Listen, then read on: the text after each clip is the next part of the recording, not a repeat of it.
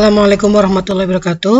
Pada kesempatan kali ini saya, Leni Susanti, bersama dengan Nur Holidah dan juga Ibu Holisa Rosanti akan memaparkan hasil pengabdian kepada masyarakat dengan judul Menjawab Tantangan Global dengan Ekspor yang telah kami laksanakan beberapa waktu yang lalu. Tanpa perlu berlama-lama, kita mulai dengan pendahuluan. Seperti kita ketahui, Indonesia merupakan negara yang sangat kaya raya dan memang dikenal dengan negara yang dengan kekayaan yang melimpah. Apabila ekspor lebih besar daripada impor, maka negara tersebut akan maju. Akan tetapi, jika ekspor kurang dari impor atau lebih kecil daripada impor, maka ditakutkan nanti negara tersebut akan ketergantungan terhadap produk-produk impor. Ekspor-impor melibatkan banyak sekali pihak, mulai dari instansi pemerintah sampai dengan pelaku bisnis. Dan untuk kegiatan ekspor-impor itu banyak sekali aturan yang mengikat.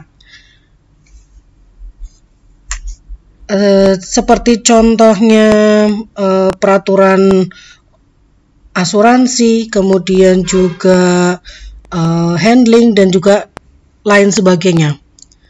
Nah, dan aturan-aturan tersebut menjadikan pelaku bisnis menjadi sedikit takut untuk melakukan ekspor karena apa? Dianggap rumit. Padahal sebetulnya ekspor bukanlah sesuatu hal yang rumit, apalagi sekarang ini pemerintah Indonesia memberikan keringanan dan juga kelonggaran bagi pelaku bisnis untuk melakukan ekspor. Kemudian ada beberapa jenis barang yang bisa diekspor dari Indonesia, contohnya seperti makanan ringan, teh, kopi, tekstil, kerajinan tangan, furniture, rempah, batu bara, dan masih banyak lagi lainnya. Dalam paparan kali ini nanti juga kami akan memberikan beberapa komoditas yang ternyata itu prospektif untuk diekspor, tetapi untuk orang Indonesia itu dianggap sebagai sesuatu hal yang remeh atau bahkan dianggap sebagai limbah. Nah, beberapa hal yang perlu diketahui oleh pelaku ekspor, beberapa diantaranya adalah komoditas apa yang prospektif untuk diekspor ke luar negeri, kemudian aturan apa saja atau persiapan apa saja yang perlu dilakukan. Kemudian yang berikutnya adalah metode. Di sini ada beberapa permasalahan mitra, ada 3. Yang pertama, mitra belum mengetahui bagaimana prosedur ekspor, kemudian mitra masih merasa kebingungan tentang produk apa saja yang dapat diekspor, dan yang terakhir, mitra belum tahu bagaimana cara mendapatkan informasi mengenai produk yang sedang banyak dicari di pasar global. Nah, solusi yang kami berikan untuk masalah yang pertama adalah memberikan pengetahuan kepada mitra tentang prosedur ekspor dan manfaat apa saja yang akan didapatkan dari kegiatan ini. Maka mitra diberikan seperti kuliah singkat mengenai prosedur yang dijalankan dalam ekspor. Kemudian solusi yang kedua adalah memberikan informasi tentang produk yang dapat diekspor.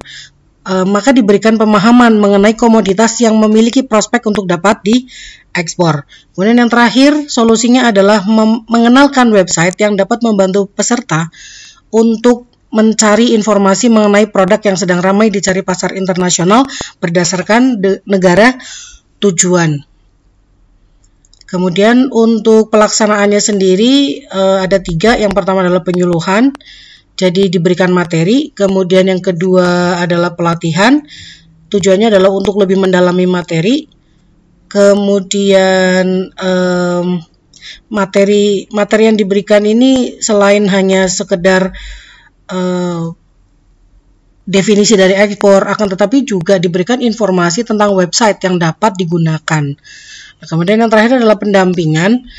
Ketika mitra dibekali dengan materi dan website, pengetahuan tentang website, pemateri juga melakukan pendampingan dengan tujuan agar mitra lebih paham tentang penggunaan website tersebut dan mengetahui komoditas serta negara tujuan ekspor dengan lebih baik lagi.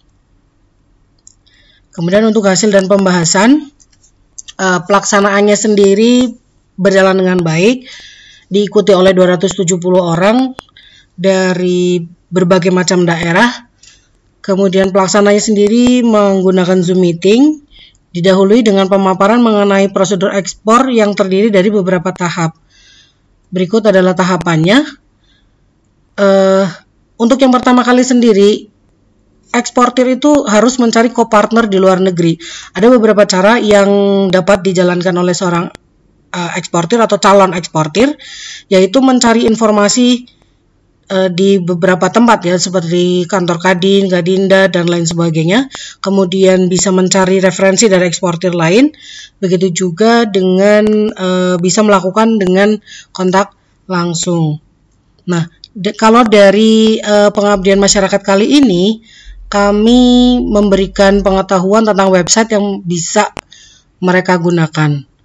Kemudian setelah mendapatkan calon importir atau calon pemesan, kemudian membuat sales contract sebagai komitmen yang telah disepakati secara lisan tetapi dituangkan dalam bentuk tertulis. Kemudian ada beberapa proses ketika sudah terjadi yang namanya sales contract, maka prosesnya yang pertama adalah importir itu mengajukan permohonan kepada bank pembuka LC atau letter of credit, kemudian bank pembuka yang telah ditunjuk oleh importir tadi membuka LC kepada bank koresponden, di mana bank koresponden ini adalah banknya eksportir gitu ya. Kemudian advising bank ini meneruskan kepada eksportirnya, kemudian eksportir menyiapkan dan menghafalkan barang-barang yang akan dikirim ke importir. Kemudian setelah barang berada di tempat pengiriman, apakah itu di kapal ataukah di bandara, eksportir menerima dokumen penghafalan barang. Kalau namanya adalah bill of lading atau BL. Kemudian ada dokumen-dokumen yang perlu dipersiapkan. Kemudian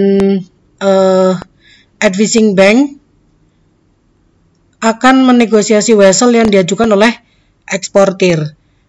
Kemudian dokumen-dokumen yang telah disiapkan tadi dikirim oleh negotiating bank kepada issuing bank untuk mendapat ganti pembayaran. Kemudian issuing bank akan memeriksa dokumen-dokumen tersebut dan disesuaikan dengan syarat-syarat yang tercantum pada letter of credit. Kemudian setelah itu importir akan membayar dan juga meminta issuing bank untuk mendapat rekeningnya pada bank tersebut. Kemudian yang terakhir adalah issuing bank akan mereimburse negotiating bank dengan mengkredit rekening negotiating bank pada issuing bank atau pihak ketiga yang telah disepakati. Itu adalah tahapan-tahapan yang memang harus dilalui oleh seorang eksportir dan juga importir. Nah, kemudian peserta akan dipaparkan mengenai peluang ekspor bagi produk Indonesia yang bersumber dari alam. Contohnya di sini seperti yang sudah dilihat adalah daun pisang harganya 1.600 yen atau setara dengan Rp220.000. Ini di Jepang. Kemudian ada daun pepaya dan daun singkong. Ini dijualnya 500 per 500 gram. Akan tetapi sayangnya ini sudah dikuasai oleh Kamboja dan juga Thailand ya. Nah kemudian tak kalah menariknya ternyata limbah yang selama ini kita anggap sebagai sesuatu hal yang tidak ada nilainya justru punya nilai ekonomi di negara lain. Di sini contohnya adalah bonggol jagung. Kalau di negara lain bisa dimanfaatkan sebagai media tanam jamur maksudnya. Kemudian ternyata batang pohon pisang atau yang biasa kita sebut dengan gedebok ya, ternyata juga memiliki nilai ekonomi yang cukup menggiurkan, yaitu kurang lebih sekitar 5,95 US dollar atau kurang lebih setara Rp85.000 untuk kurs rupiah tahun 2021. Nah, kemudian tanggapan dari peserta sendiri, mereka tampak antusias. Hal ini terlihat pada sesi tanya jawab yang didominasi dengan pertanyaan bagaimana cara mengetahui produk apa yang mempunyai kesempatan besar untuk dijual di negara lain dan lain sebagainya. Dan pertanyaan ini kerap dilontarkan peserta mengingat keuntungan yang dibayangkan seperti yang tadi dijelaskan pada slide sebelumnya tentang harga masing-masing komoditi. Kemudian peserta sendiri juga diberikan pengetahuan bahwa harga yang tercantum sudah pasti telah melalui banyak langkah yang mengakibatkan besarnya biaya yang harus ditanggung oleh pengekspor. Pada akhirnya akan menaikkan harga produk tersebut. Kemudian pada akhirnya peserta dikenalkan juga dengan salah satu website yang bisa digunakan untuk mengetahui dan juga mencari pasar yang potensial di luar negeri seperti komoditas dan juga negara tujuan ekspor. Hal ini menjadi penting untuk disampaikan mengingat sebuah bisnis tanpa target pasar, maka bisnis tersebut tidak akan berjalan dengan sukses untuk kedepannya. Nah, salah satu website yang dapat digunakan untuk mencari komoditas dan negara tujuan ekspor adalah trademap.org. Seperti pada gambar ini. Untuk kesimpulannya, melakukan kegiatan ekspor sekarang ini menjadi tidak sulit, ya, terlebih dengan adanya dukungan dari pemerintah.